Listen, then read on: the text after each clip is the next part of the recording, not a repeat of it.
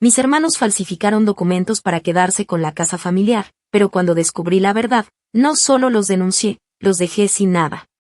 Desde que tengo memoria, la casa de nuestra infancia había sido mucho más que una simple estructura de ladrillos y cemento. Representaba el sacrificio de nuestros padres, el esfuerzo de toda una vida de trabajo para darnos un lugar donde crecer, un refugio seguro al que siempre podríamos regresar. No era una casa lujosa ni destacaba en el vecindario, pero cada rincón tenía una historia, un recuerdo grabado en sus paredes. Para mí, era el último lazo tangible con nuestra familia, el único lugar que, sin importar lo que pasara, siempre me haría sentir en casa. Cuando mis padres fallecieron, primero mi madre tras una larga enfermedad y luego mi padre, consumido por la tristeza y el desgaste de los años, la casa quedó en un limbo. Mis hermanos y yo éramos los únicos herederos, y aunque nunca fuimos extremadamente cercanos, creí, con la ingenuidad que solo se tiene cuando aún confías en la sangre, que manejaríamos la herencia de manera justa. No imaginaba que, mientras yo lidiaba con el duelo, ellos ya estaban moviendo piezas en la sombra, asegurándose de que, cuando abriera los ojos, todo estuviera en su favor. Al principio, no sospeché nada. Después de todo, la casa aún estaba ahí, intacta, esperando que resolviéramos los trámites legales. Sin embargo, cada vez que intentaba hablar del tema con mis hermanos, notaba evasivas, respuestas vagas y una incomodidad evidente. Me decían que no me preocupara, que todo estaba bajo control, que lo mejor era no hacer lío con papeleos innecesarios. No entendía su actitud, pero en mi dolor y cansancio, preferí no presionarlos. Creí que simplemente querían posponer lo inevitable. Pero cuando decidí revisar los documentos legales por mi cuenta, me encontré con una verdad que me dejó helada. La casa ya no estaba a nombre de nuestros padres. Ni siquiera figuraba mi nombre en los registros. De alguna manera, mis hermanos se habían apropiado de la propiedad de forma silenciosa, sin que yo me enterara. Y cuando comencé a indagar cómo lo habían logrado, descubrí la peor parte: lo habían hecho falsificando documentos, manipulando firmas, asegurándose de que, legalmente, yo no tuviera ningún derecho sobre la casa que nos vio crecer. La traición me golpeó con una fuerza que no supe manejar al principio. Eran mis hermanos, las únicas personas con las que compartía sangre, aquellos que se suponía que debían proteger el legado de nuestros padres junto a mí. Pero en lugar de eso, me habían borrado del mapa, como si nunca hubiera existido, como si no tuviera derecho a nada. Lo habían hecho con total premeditación, confiando en que jamás lo descubriría o, peor aún, en que si lo hacía, no tendría cómo revertirlo. Pero lo que no sabían era que no solo iba a descubrirlo todo. Iba a hacerlos pagar por cada una de sus acciones.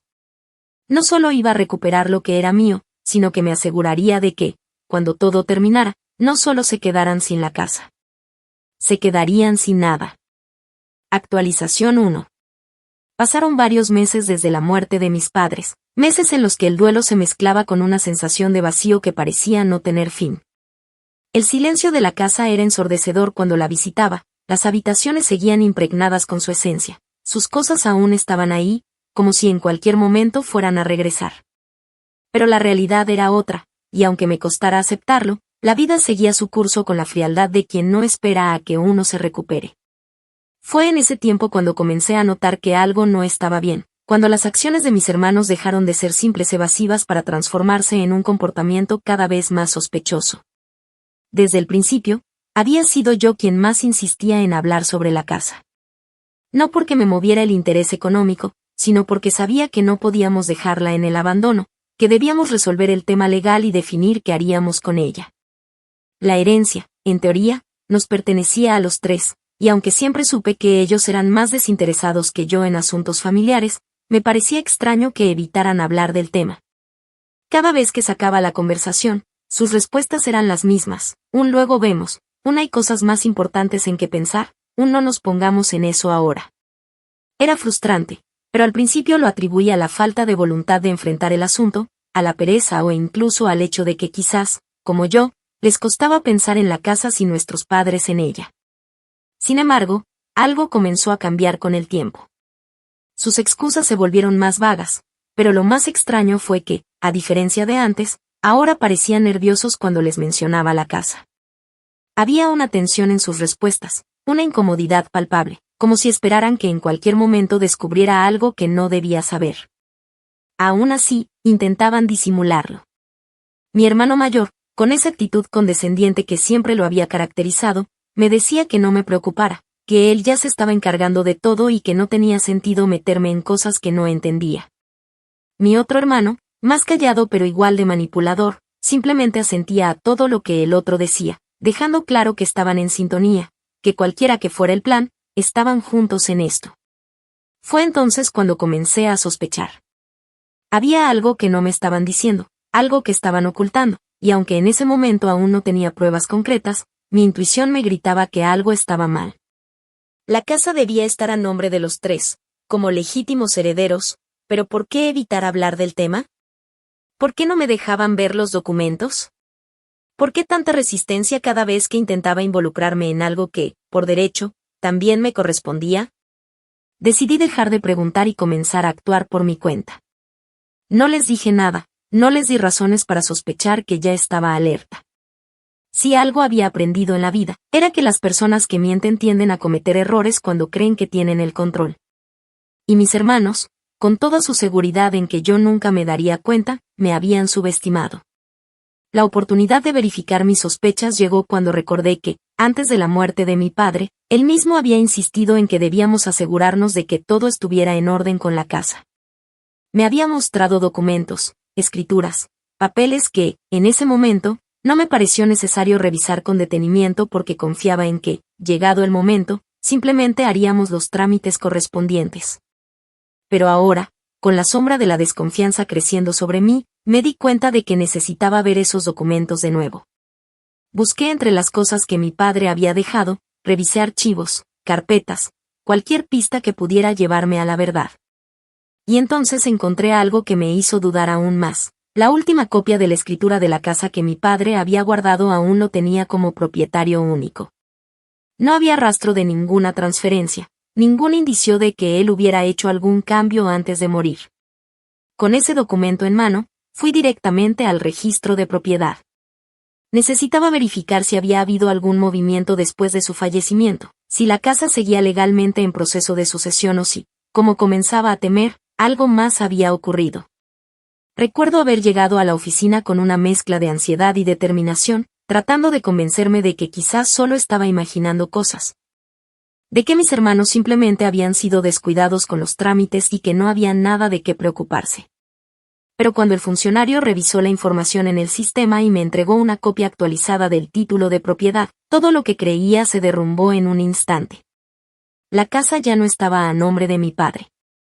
Tampoco figuraba mi nombre en ningún lado. La propiedad estaba registrada, con todas las formalidades legales, a nombre de mis hermanos. Por un momento, me quedé sin habla, sosteniendo el papel con las manos temblorosas, tratando de comprender cómo había sido posible. El documento mostraba que la transferencia se había hecho meses antes, cuando mi padre aún estaba vivo. Pero yo sabía que eso era imposible.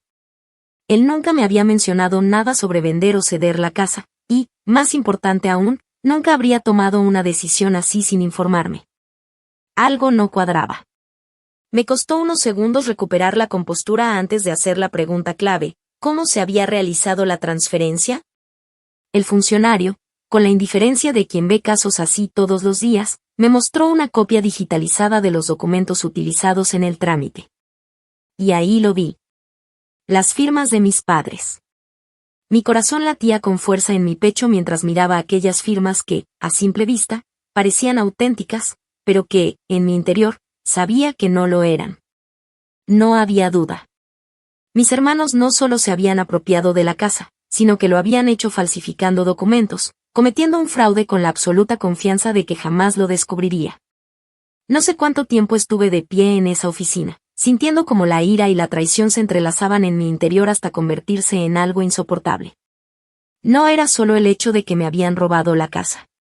Era la desfachatez, la frialdad con la que lo habían hecho, la manera en que habían intentado enterrarme en la indiferencia, creyendo que nunca me daría cuenta. Pero ahora lo sabía. Y si pensaban que podían deshacerse de mí con un par de papeles falsificados, estaban a punto de descubrir lo equivocadas que estaban sus suposiciones. Habían cometido un error. un error muy grave. Porque no solo iba a descubrir cada detalle de su engaño. No solo iba a recuperar lo que me pertenecía. Iba a asegurarme de que cada paso que habían dado para quedarse con la casa se convirtiera en el inicio de su propia ruina. Actualización 2. Los días siguientes a mi descubrimiento en el registro de propiedad estuvieron marcados por una furia contenida, un odio silencioso que se fue acumulando dentro de mí hasta convertirse en algo imposible de ignorar. No era solo el hecho de que me habían robado lo que por derecho me correspondía, sino la frialdad con la que lo habían hecho, la desfachatez de quienes creen que nunca tendrán que enfrentar las consecuencias de sus actos. Mis hermanos, aquellos con quienes había compartido mi infancia, aquellos que alguna vez llamé familia, habían planeado cada detalle de este fraude con una precisión quirúrgica, asegurándose de que no hubiera fisuras. De que todo estuviera lo suficientemente bien armado para que, a ojos de la ley, pareciera legítimo. Pero lo que no habían considerado, lo que jamás les pasó por la cabeza, era que yo no me quedaría de brazos cruzados. Decidí que antes de enfrentarlos necesitaba más pruebas. No podía permitirles la oportunidad de manipular la situación a su favor, de tergiversar los hechos o de disfrazar la verdad con una historia conveniente. Así que me dediqué a investigar, a reconstruir cada paso que habían dado, a analizar cada documento que había sido utilizado para transferir la propiedad. Sabía que habían falsificado firmas, pero necesitaba confirmarlo con pruebas irrefutables, con algo que, llegado el momento, pudiera sostenerse en un tribunal sin dejar lugar a dudas. Fue así como contacté a un abogado especializado en fraudes patrimoniales.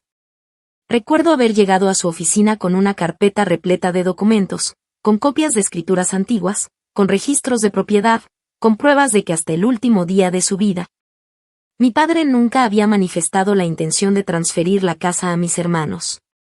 El abogado, un hombre mayor de expresión analítica, revisó todo con meticulosidad, deslizando los papeles sobre su escritorio mientras asentía en silencio. Después de unos minutos, levantó la mirada y dijo que lo que tenía entre manos no solo era sospechoso, sino que, de confirmarse, era un fraude que podía llevar a mis hermanos a enfrentar consecuencias penales. Me explicó que lo primero que debíamos hacer era analizar las firmas y verificar su autenticidad con un perito calígrafo, alguien que pudiera determinar si, en efecto, se trataba de falsificaciones.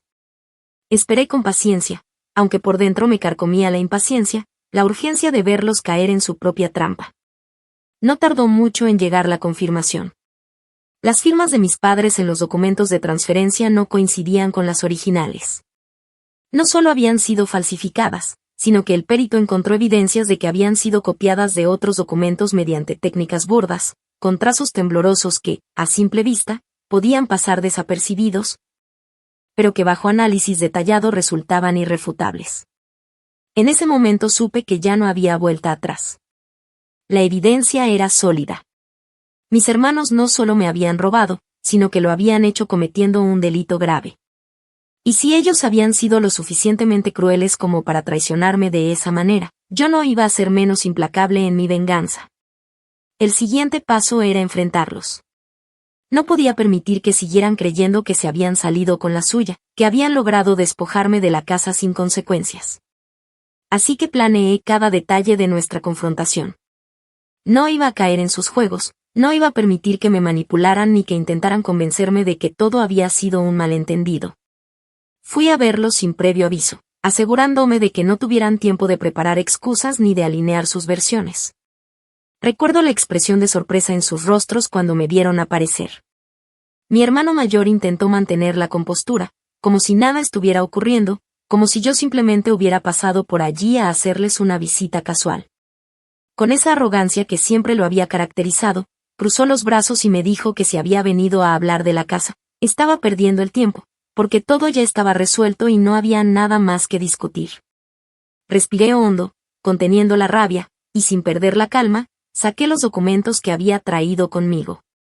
Extendí sobre la mesa las pruebas del fraude, los análisis caligráficos, los informes legales que demostraban que la transferencia había sido ilegal. Lo vi palidecer por un instante, pero en cuestión de segundos recuperó su expresión confiada y se echó a reír, diciendo que estaba exagerando. Que no tenía sentido hacer un drama por una casa y que lo mejor era aceptar que las cosas ya estaban hechas. Mi otro hermano, el que siempre había sido más callado, pero no menos culpable, intentó intervenir con su habitual tono conciliador, asegurándome que todo se había hecho por el bien de la familia y que no tenía sentido pelear entre hermanos por un simple documento. Fue entonces cuando entendí que no solo no sentían ningún tipo de culpa, sino que estaban convencidos de que, de alguna manera, podían manipularme para que aceptara su traición sin luchar. Pero lo que ellos no sabían era que yo no era la misma persona que habían subestimado. Los miré a los ojos y les dije con voz firme que tenían dos opciones: devolverme la casa y enfrentar las consecuencias de sus actos de una manera civilizada, o esperar a que los llevara ante la justicia y se vieran obligados a responder por fraude y falsificación de documentos. Sus rostros se tensaron al escuchar la palabra justicia. El hermano mayor intentó hacerse el fuerte, fingiendo una seguridad que ya no tenía, diciendo que yo no tenía pruebas y que nadie me creería. Sonreí con frialdad antes de responder que ya había consultado a un abogado, que tenía peritajes firmados por expertos y que todo estaba listo para iniciar el proceso legal. El silencio que siguió fue el primer indicio de su miedo. No esperaban que yo tomara medidas reales, pensaron que me quedaría llorando mi desgracia, que aceptaría mi destino sin pelear. Pero se equivocaron. Me puse de pie, tomé mis documentos y antes de salir les dije que se prepararan, porque lo que venía a continuación no era solo una demanda. Era el inicio de su caída. Y cuando todo terminara, no solo perderían la casa. Perderían mucho más. Actualización 3. Los días posteriores a la confrontación con mis hermanos estuvieron marcados por una sensación de expectativa y rabia contenida. Sabía que no se quedarían de brazos cruzados, que intentarían encontrar una manera de salirse con la suya, pero lo que ellos aún no comprendían era que ya no estaba dispuesta a jugar bajo sus reglas. Habían cometido el error de creer que su traición me dejaría paralizada, que me resignaría a la injusticia, pero lo que en realidad lograron fue encender en mí una determinación inquebrantable. No solo iba a recuperar lo que me pertenecía, sino que me aseguraría de que pagaran hasta el último centavo por su engaño. Desde el momento en que salí de aquella reunión con ellos, fui directamente a la oficina de mi abogado. No podía perder ni un segundo más. Había esperado demasiado, les había dado el beneficio de la duda cuando aún creía que existía una mínima posibilidad de que recapacitaran, pero ya no había espacio para concesiones. Cuando llegué, me recibió con la seriedad de quien sabe que está a punto de iniciar una batalla legal que no será sencilla. Me pidió que le relatara con precisión todo lo sucedido en nuestra conversación, cada palabra, cada reacción, cada intento de manipulación. Cuando terminé, asintió lentamente y dijo que teníamos lo suficiente para iniciar una denuncia formal por falsificación de documentos y fraude patrimonial. Me explicó que estos delitos no eran menores y que, de ser encontrados culpables, mis hermanos podrían enfrentar no solo la pérdida de la casa, sino también sanciones económicas severas y, en el peor de los casos, incluso tiempo en prisión. Esa idea me hizo sonreír por dentro. No porque quisiera verlos tras las rejas, aunque, si llegaba a eso, no derramaría una sola lágrima, sino porque por primera vez sentí que tenía el control. Durante meses me habían hecho sentir impotente, como si no tuviera voz ni derecho sobre lo que era mío. Pero ahora, con cada paso que daba, con cada documento que firmaba, con cada estrategia legal que poníamos en marcha, supe que la balanza comenzaba a inclinarse a mi favor. El proceso de la denuncia fue meticuloso. Recopilamos todas las pruebas, desde los análisis caligráficos que confirmaban la falsificación hasta testimonios que demostraban que mi padre jamás habría cedido la casa en vida sin avisarme. La idea era presentar un caso tan sólido que ni siquiera sus abogados pudieran encontrar una grieta por donde escapar. Una vez que la denuncia fue presentada formalmente, los citatorios legales fueron enviados a mis hermanos. Sabía que en el momento en que los recibieran, el pánico comenzaría a apoderarse de ellos. Y no me equivoqué. Apenas unos días después, mi hermano mayor me llamó. Su voz sonaba diferente, ya no tenía el tono arrogante con el que me había hablado la última vez. Ahora había un matiz de nerviosismo, una incomodidad que no supo disimular cuando dijo que necesitábamos hablar como familia, sin abogados de por medio. Me limité a responder que cualquier conversación que tuviéramos sería en presencia de mis representantes legales. Que ya no estaba dispuesta a caer en sus manipulaciones ni a aceptar ningún acuerdo que no implicara la devolución total de la casa. Intentó insistir, pero lo interrumpí con firmeza, asegurándole que ya no había espacio para negociaciones privadas. Colgué sin darle oportunidad de replicar y supe que, en ese instante, la dinámica de poder había cambiado. Ya no era yo la que buscaba respuestas, la que trataba de entender su traición. Ahora eran ellos los que corrían detrás de mí, desesperados por encontrar una salida. Pero mi venganza no iba a detenerse ahí. Sabía que mis hermanos no solo me habían robado la casa, sino que también tenían otros problemas financieros que habían estado ocultando. Durante años habían llevado vidas de apariencias, gastando más de lo que podían pagar, confiando en que la casa sería su salvación económica. Habían asumido que, una vez que se deshicieran de mí, podrían vender la propiedad y resolver sus deudas. Pero con la denuncia en marcha y la propiedad en disputa legal, cualquier intento de venta quedaba bloqueado. Decidí acelerar su caída. Me aseguré de que sus acreedores supieran que estaban enfrentando un proceso judicial por fraude, dejándoles claro que si esperaban recuperar su dinero, este era el momento de presionar. No tardaron en comenzar a recibir llamadas, visitas incómodas, recordatorios de que las deudas no desaparecen por arte de magia. Sabía que la desesperación comenzaría a hacer mella en ellos, que cuanto más se sintieran acorralados, más errores cometerían. Y así fue. Pocos días después, comenzaron a moverse de manera errática. Intentaron contactar a familiares lejanos, buscar apoyo en conocidos que no querían verse involucrados en un caso de fraude. Intentaron hacerme quedar como la villana, alegando que los estaba persiguiendo por algo que se podía arreglar entre familia. Pero lo que no entendían era que ya no había vuelta atrás. Habían cruzado un límite del que no podían regresar, y lo único que les quedaba era esperar el golpe final. Cuando finalmente recibieron la notificación de que la casa estaba a punto de ser embargada como parte del proceso, supe que mi venganza estaba en marcha. No solo iban a perder el control de la propiedad que intentaron robarme. También iban a perder la estabilidad que tanto se esforzaron por mantener con mentiras. Actualización 4. Pasaron algunas semanas desde que mis hermanos recibieron la notificación oficial del embargo. Sabía que el impacto de la noticia había sido demoledor porque el silencio que siguió fue absoluto. Ninguna llamada, ningún intento de negociar, ninguna excusa desesperada para intentar justificar lo que habían hecho. Durante años habían actuado con una arrogancia inquebrantable, convencidos de que el mundo giraba a su favor, creyendo que podían hacer y deshacer sin que nadie se atreviera a detenerlos. Pero ahora, con la casa en disputa legal, con sus nombres involucrados en un proceso por fraude y con el miedo de perderlo todo acechando cada uno de sus movimientos. El castillo de naipes que habían construido con mentiras comenzaba a derrumbarse frente a sus ojos. Decidí no apresurarme. Quería que sintieran la desesperación, que experimentaran esa impotencia que yo había sentido cuando descubrí lo que habían hecho. Sabía que, a estas alturas, estaban intentando encontrar cualquier grieta por la cual escapar, que habrían ido de abogado en abogado buscando una estrategia que les permitiera mantener la casa en su poder. Pero lo que no sabían era que había planeado cada uno de mis movimientos con una precisión quirúrgica. No había dejado nada al azar. La demanda era sólida, las pruebas eran irrefutables y cualquier intento de defenderse solo los hundiría más. La presión comenzó a hacer estragos en ellos. Me enteré por conocidos que mi hermano mayor había empezado a vender sus pertenencias más valiosas, tratando de reunir dinero para lo que él seguramente pensaba que sería un largo y costoso litigio. Pero lo que no comprendía era que el problema no era el dinero, sino el hecho de que su delito estaba documentado con pruebas que no podían ser refutadas. Mientras tanto, mi otro hermano, aquel que siempre se escudaba en su silencio para evitar confrontaciones, estaba cada vez más retraído.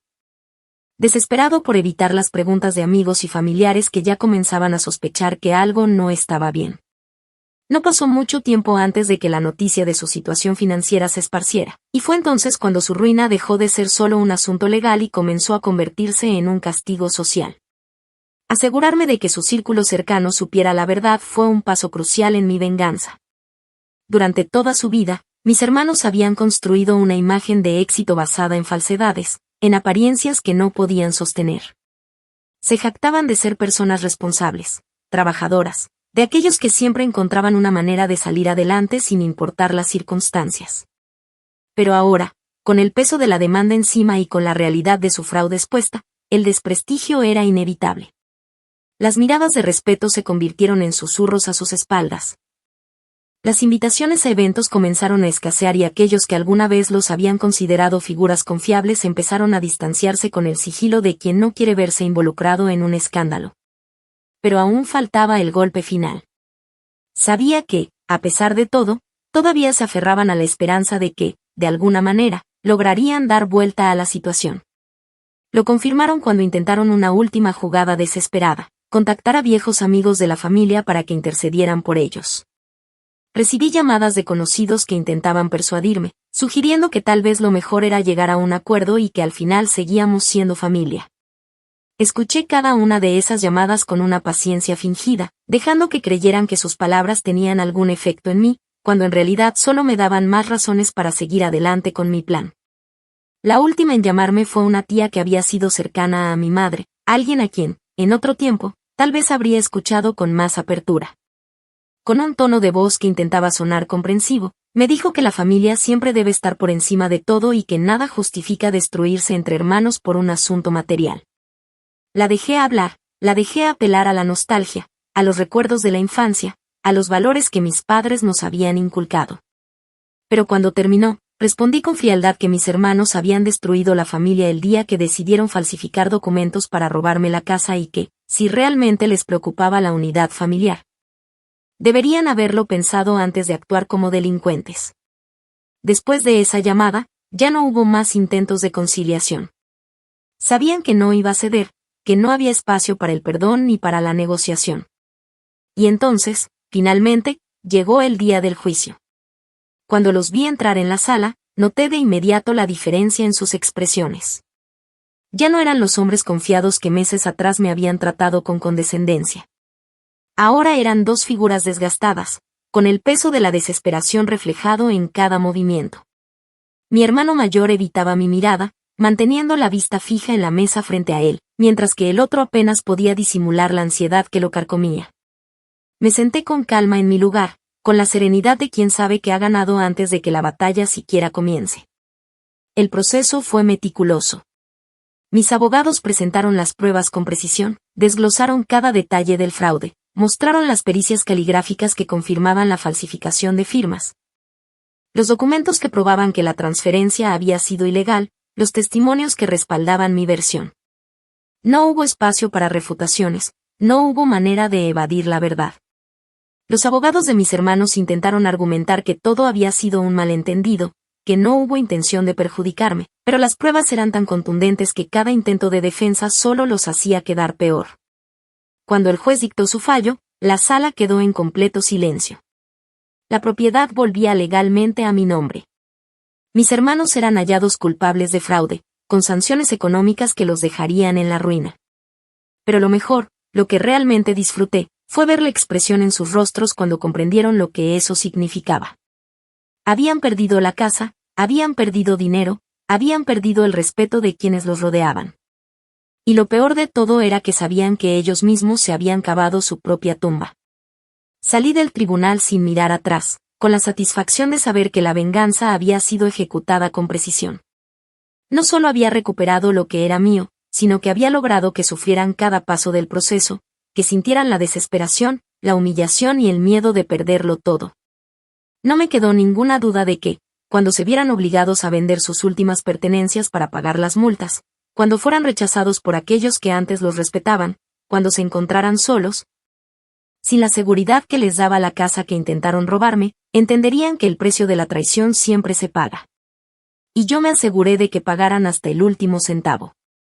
Actualización final. Pasaron algunos meses desde el juicio y, con cada día que transcurría, la ruina de mis hermanos se volvía más evidente. Lo que en un principio había sido un intento desesperado por ocultar su desgracia ante el mundo, terminó convirtiéndose en una espiral de fracaso y desesperación de la que no podían escapar. Lo supe por terceras personas, por conocidos que, con una mezcla de morbo y sorpresa, me comentaban cómo su caída había sido estrepitosa. También lo supe porque, a pesar de su orgullo, mis hermanos habían intentado en más de una ocasión comunicarse conmigo, buscando una manera de suavizar la situación, de encontrar una salida que les permitiera, al menos, salvar algo de su dignidad. Pero ya era demasiado tarde. Desde el momento en que el fallo del juez los obligó a devolverme la casa, todo se desmoronó para ellos. Sabían que no solo habían perdido la propiedad, sino que también arrastraban deudas y sanciones económicas que eran prácticamente imposibles de pagar. La casa había sido su última carta, el único recurso con el que contaban para estabilizar su precaria situación financiera, pero ahora que les había sido arrebatada, se encontraban en un punto sin retorno. No tardaron en comenzar a vender lo poco que les quedaba, intentando recaudar dinero para pagar las multas impuestas por el tribunal. Vendieron sus autos, se deshicieron de pertenencias valiosas, hipotecaron lo poco que aún podían usar como garantía. Pero cada movimiento que hacían solo servía para retrasar lo inevitable. La caída de mi hermano mayor fue la más evidente. Había construido su vida en torno a la imagen de éxito que proyectaba, alimentando la idea de que era un hombre astuto, un empresario capaz de sortear cualquier obstáculo. Sin embargo, la verdad siempre había sido otra. Durante años, se había sostenido con préstamos y favores, dependiendo de la confianza que otros depositaban en él, pero ahora, con su nombre manchado por el juicio, esa confianza se había desvanecido. Los bancos le cerraron las puertas, los inversionistas con los que alguna vez trabajó se distanciaron, incluso antiguos socios comenzaron a negar cualquier tipo de vínculo con él. Se quedó completamente solo, reducido a la sombra de lo que alguna vez fingió ser. El otro hermano, aquel que siempre había sido más reservado y que durante el proceso intentó mantenerse al margen de la confrontación directa, tampoco tuvo mejor suerte.